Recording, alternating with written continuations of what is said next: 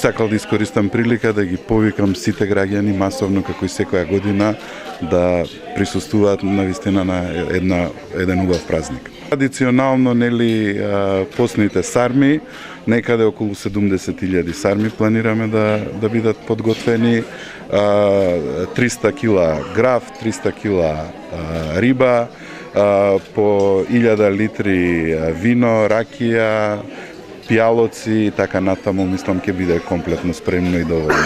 Оваа година сакавме да биде топла домашна атмосфера. Тоа значи дека имаме тиква, имаме костени, имаме пченица, славски колач, добре дојде колач за секој гостин да се почувствува почестен, посебен.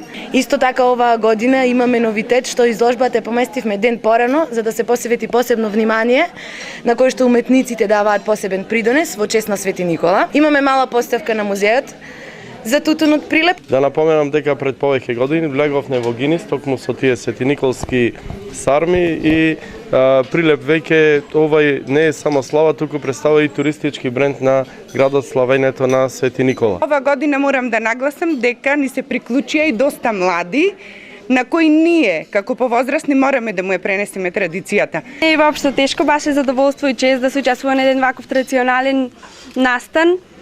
Се надевам дека ќе продолжиме ние како најмлади овде да ја продолжиме традицијата.